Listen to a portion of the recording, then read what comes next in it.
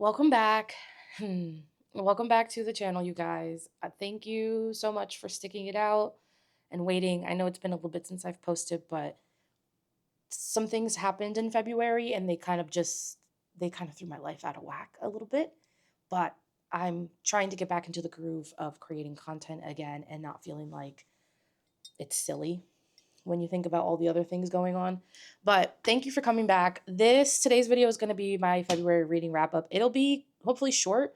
I didn't read very much in February because of life and just it's the shortest month of the year, so didn't really read that many books. I will be going in order that I read them just to keep it simple for myself. So starting off with a reread actually from middle of last year, I think I read it, is To Shape Your Dragon's Breath. You follow a young girl named Anna who grows up on an island. And if to put it in simpler terms, excuse me, it's almost as if she comes from a Native American background, right? And the story is about colonialism, sexism, racism, all of the isms. It has great representation. But in this story, you have Anna and her people used to be dragoneers back in the day. They used to have dragons.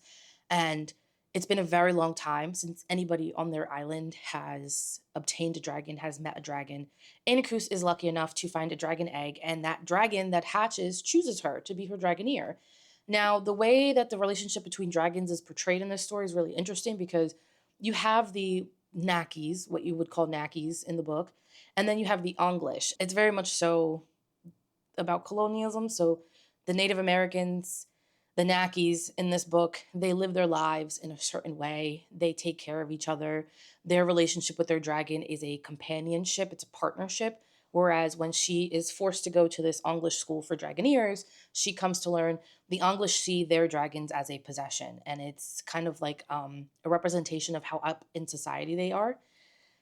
She disagrees with everything and everybody, pretty much the entire book, but there is a sense of found family. There's great representation with amongst her fellow students, and then even amongst the adults, you see quite a bit of some of those issues that maybe like older generations never really dealt with, kind of coming up to the surface a little bit with the younger generation who is a little bit more vocal about what they need and what they want and how they feel. But I did enjoy the story this time around. I still had my issues with Anacus, but I reminded myself something that I picked up in the first time I read it. I reminded myself she's 16 years old. These are kids for the most part. Like the only adults are the instructors, excuse me, and parents. The rest of the cast of characters, they are kids and they have dragons. So of course their level of thinking and their behaviors are going to seem a little juvenile. I think this would be a great YA fantasy. I don't know why it's marketed as an adult fantasy, but I know publishing makes its own choices out there. I just think that based on how the characters behaved and how they carried themselves and Anakus's determination to let everybody know that she so severely disagreed with the English way, at times it was grating for me because as an adult, it's like, I get it. You don't like the way that they operate. You have issues with I understand that. But in the greater scheme of things, it's just the themes. Those are the themes. You have a character who's not willing to bend. She's not willing to pretend to assimilate just so she can get to her end goal. She makes it very clear from the beginning who she is, what she stands for, what she wants, and it carries through to the very end of the book. I did find her a little annoying at times because it's kind of like you're not even giving certain people in the story, you're not even giving them an opportunity to see the error of their ways. You're not giving them an opportunity to maybe do better, choose better, move better. But at the end of the day, and I'm a big proponent of this, it's not my job to educate everybody else about the things that I think are wrong and what I think are right. It's not my job, quite frankly. I can stand up here and tell you my opinions, but I'm not going to educate you. The only person I'm responsible for educating is my daughter and my family members, like my parents, but like that's it. Outside of that, you need to figure it out. And I can sympathize, I can empathize with Anacus when it comes to that. It's like, why do I have to be responsible for how you see the world just because I'm different from you? So I ended up really enjoying the book the second time around. I hope that I got my thoughts across well enough. I'm excited to read To Ride a Rising Storm. I think that we're going to get a little bit more character depth from them. I think having reread it with a slightly different perspective, I feel like will give me a better reading experience for the second book. I am praying that we see a little bit more dragon action, I guess, because They're there in the first book. They're present. They're everywhere you look, but it almost seems like they're dormant throughout the book. Mind you, there are moments, right, where they come awake, they come alive, and they do stuff, but I just am hoping to see more of the dragons in the second book, like more from them personally. But overall, I would recommend, I really enjoyed it. If you have any young readers in your life, I think 14, 15-year olds, 16, that's a great book to recommend to them. And it gives them a taste of an epic high fantasy with some great themes, some great messages to get across, but it's easily digestible. I would say use the audiobook though, because the pronunciations will trip you up. I think I spent a long time trying to pronounce like the same word over and over again before I was like, I'm just going to turn on the audiobook again. So I would recommend. I did enjoy it. I'm glad I reread it actually before going into the second book. It's the reread is the reason I'm going into the second book. I think if I hadn't reread it, I probably would have left the series there. But now I'm a little bit more excited to get into the second one. And then next up for February was A Good Animal by Sarah Moore. I did an entire review on this book, which I will link below in case you want to hear my full thoughts on it. But it's a beautiful coming of age story. It's about a young boy named Everett who grows up on a farm and he meets a newcomer to town, Mary, and he falls in love. He's a 17-year-old boy and he falls in love and he's turning into a man and he has to come to terms with the reality that he's going to have to face once he leaves the safety of his home, the safety of his family. You know, he sees some of that with Mary, but there's also so many other experiences in this book that just showcase what it is to go from being a child to an adult and that first stage, right? Because I think that from being a child to becoming an adult is one stage, but then there's stages within adulthood that you kind of have to come to terms with. I think this was a great portrayal of that first stage, realizing that the world doesn't care about you and you need to give yourself value and you need to find the things that motivate you and you need to show the ones that you love them the best that you can, because the world is literally just spinning. It's just going and going and going without any concern for you, unfortunately. So you have to make the best of your experiences on earth, and I think that this is a great portrayal of that. I love the way that it's split up into seasons. I talked about it in my review, but I think it's a great perspective to have. As somebody who's in a very uncomfortable, not great season right now, I know that this will end and a new one will come around. And this book came to me at a really perfect timing, actually. A really perfect time, excuse me. So yeah, I would highly recommend. I think it's beautiful. I think it's wonderful. It tore my heart out several times. But at the end of the day, I have not stopped thinking about this book since I read it. And it's one of those books that will definitely be reread probably every year. Much like The Midnight Library and like The Invisible Life of Addie LaRue, I just can't help but dive back into those stories. And you pick up on new messages when you reread stuff, I think. So for me, I'm really glad that I found that book. And I'm really glad that I took the leap into lit fic, because you guys know I don't really read literary fiction. I'm more of a fantasy, romantic, girly. But I'm really happy that I picked it up. I would recommend it until my last breath. It's one of the best books I've ever read in my life, and I have read quite a number of books at this point. February, like I said, was a tough month. It is not is it's still tough, and we're in March now. But my family experienced a loss in February, and if you're new here, hi, I'm Ange. I like to read to escape. I like to escape into other worlds. I love seeing aspects of my own reality in books, but ultimately I read to kind of get away. I read to remember that the good guys, sometimes the good guys do win, you know? That's my purpose of reading. If you read for other reasons, those are your reasons, and I respect those. And I love the fact that you pick up a book no matter why you picked up the book. These are my reasons. And when I can't read, when something's happening and I can't read and I can't get myself to immerse into a story, it's hard for me because it almost feels like I've lost a way to decompress. I've lost a way to kind of manage my own emotions. So February was tough, but I eventually did end up picking something up again. And it was actually The Silversmith by L.J. Claren. It was just like a random book I took home to my parents with me, and it was there and it called to me. Um, and was it a literary masterpiece? No. In my opinion, it's not. Is it anything completely innovative? Not really, to be honest. It has some of the tropes that you see in basically all romanticities these days. It has characters that felt familiar because I feel like I've seen them in other stories. It felt very familiar. That's the best word I can use to describe it. It felt like a very familiar romantasy, and I think that's why I was able to read it and I was able to digest it, and I enjoyed myself. I enjoyed the book for what it gave me in the moment, which wasn't necessarily, like I said, a groundbreaking breaking story, but it gave me it gave me a moment to kind of like ease back into reading and ease back into that kind of like escape mode that I enter when I pick up books sometimes. It follows a young woman who finds out one day randomly that she is kind of like the savior of this kingdom, and she has been way before she ever knew it, before she was even born almost. She was betrothed to another kingdom to build an alliance, and she's then taken she's traveling, right, with this group of guards to said kingdom so that she can play her part and do her duty.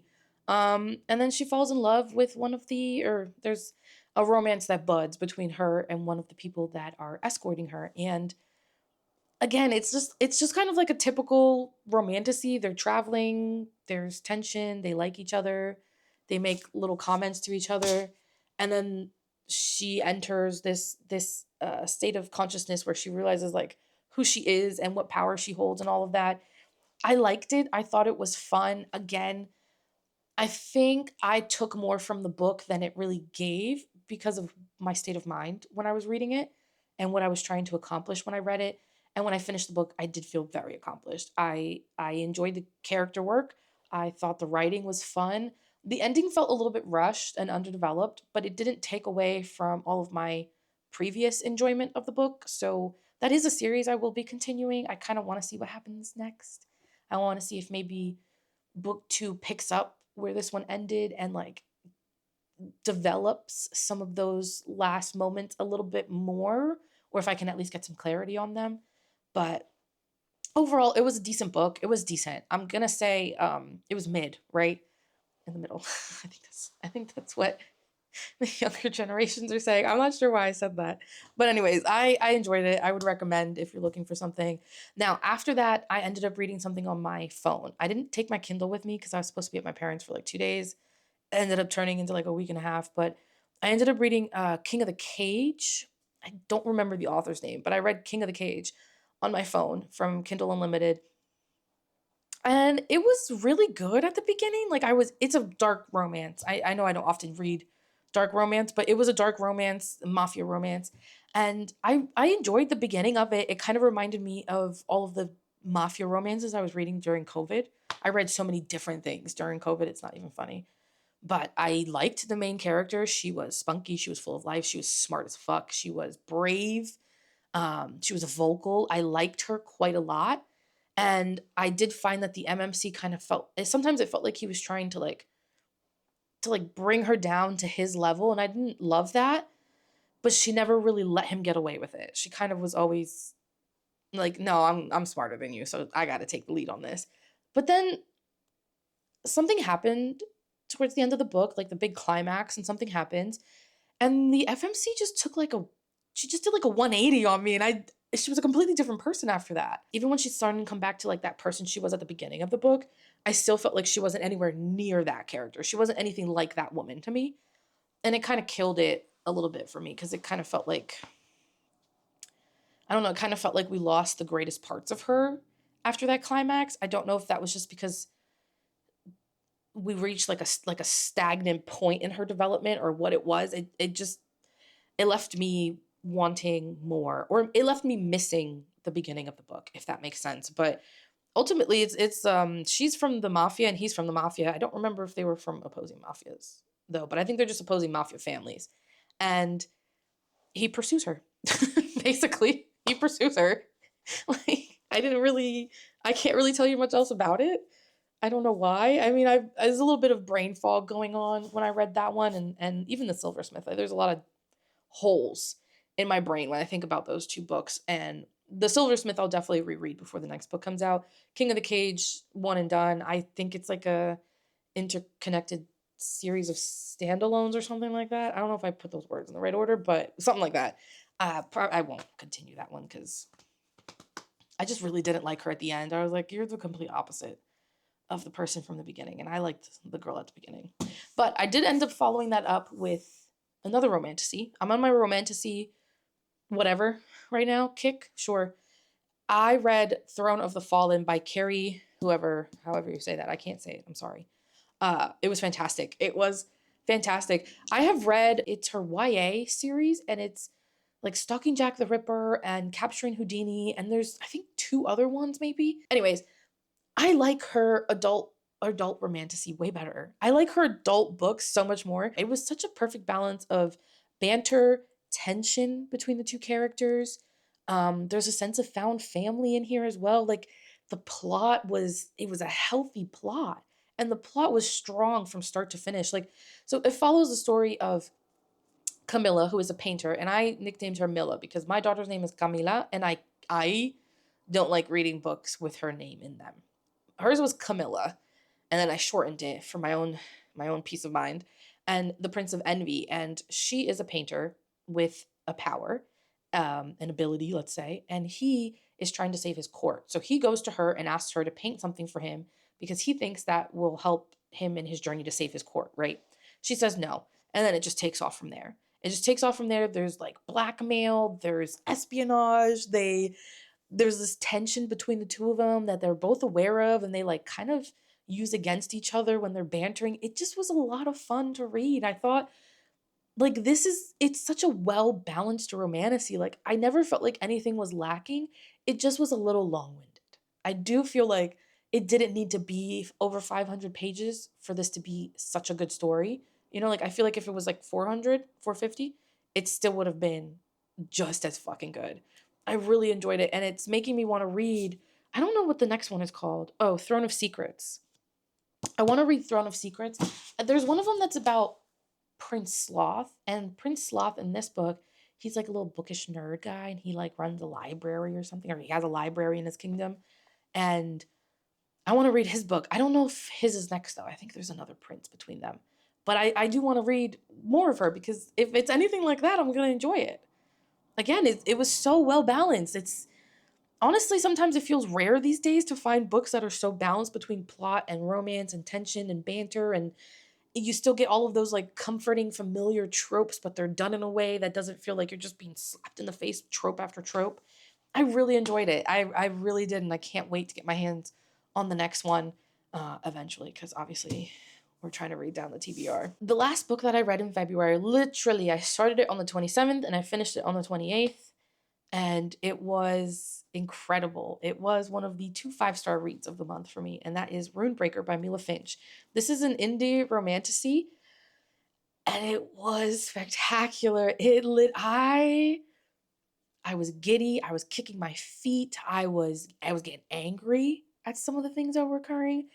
I enjoyed every single crumb of tension and just everything that the author was dropping on me. I was eating it up. I couldn't get enough of it.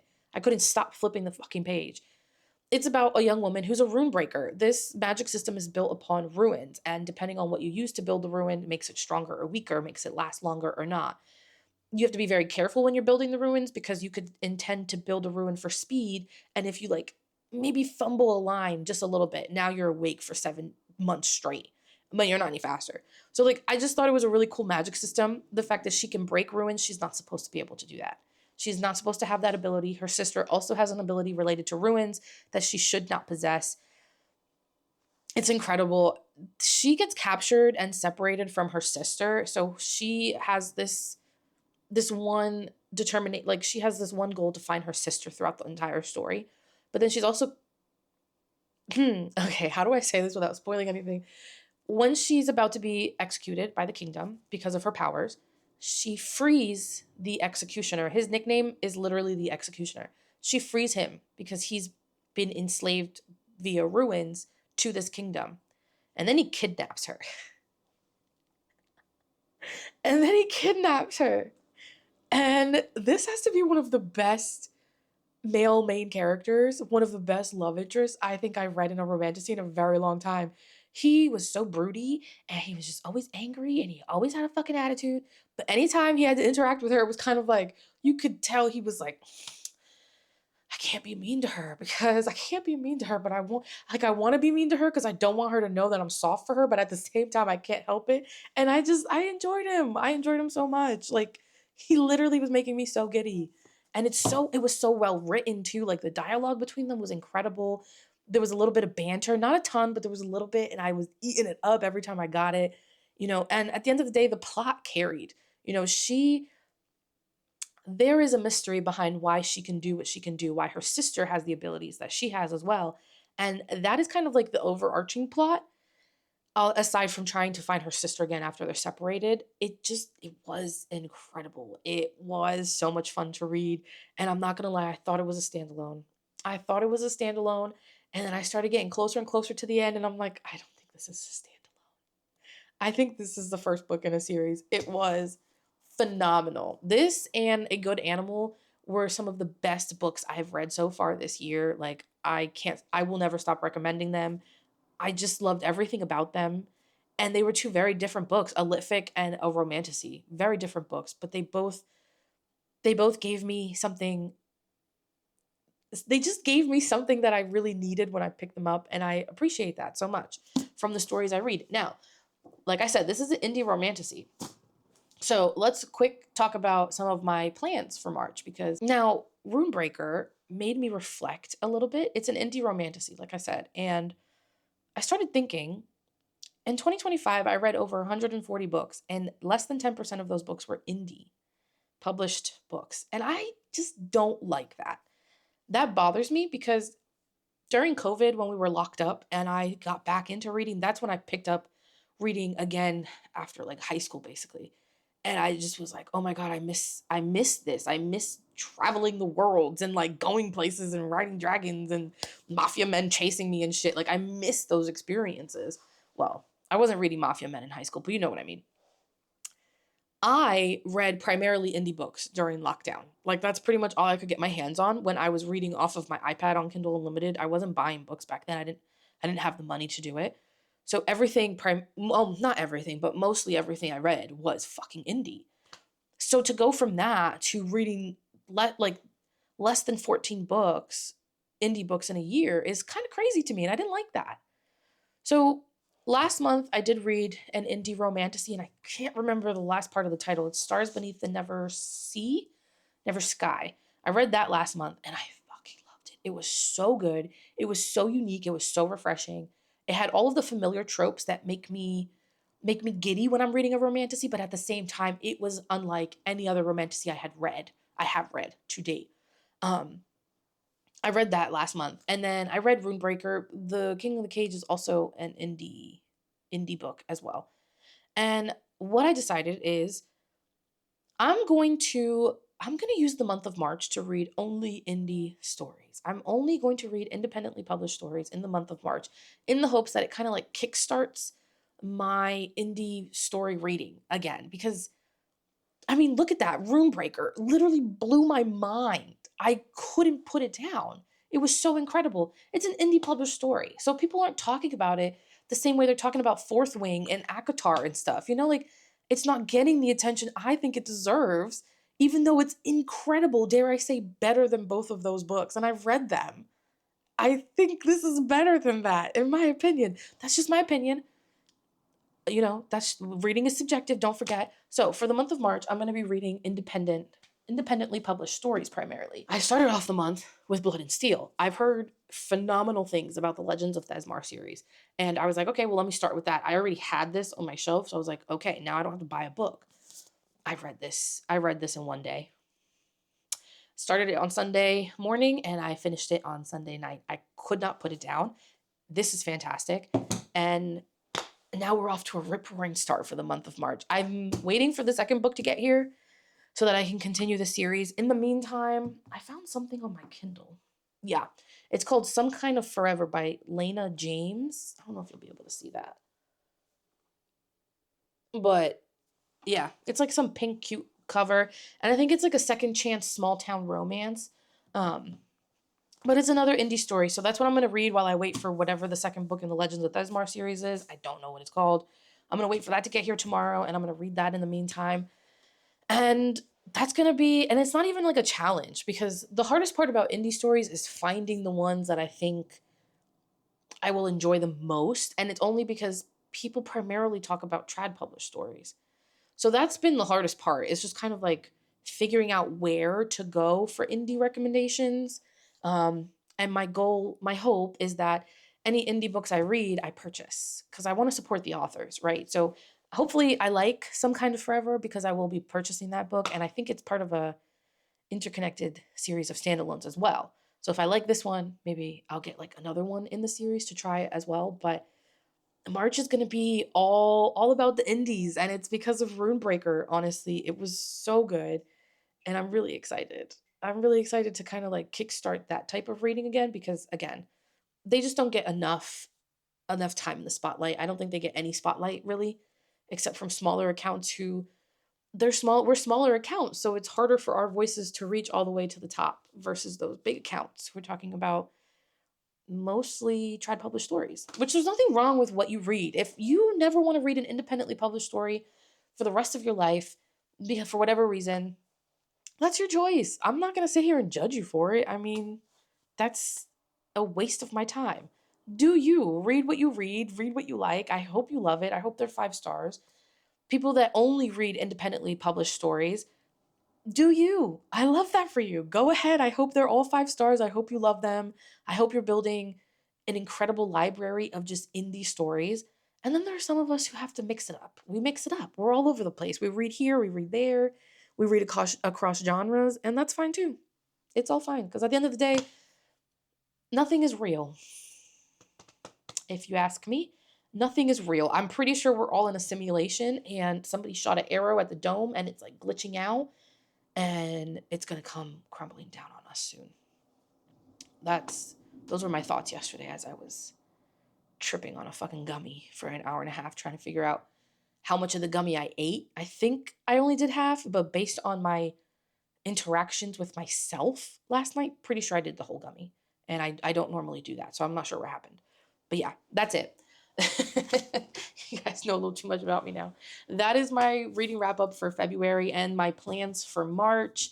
I'm going to try to hit you guys with a reading vlog soon. I just have to, things have been a little weird, a little wonky. So it's just kind of like finding my groove again and finding the time to read amongst everything else I kind of got to get done, and new responsibilities I've taken on. So we will try to get a reading vlog in next time.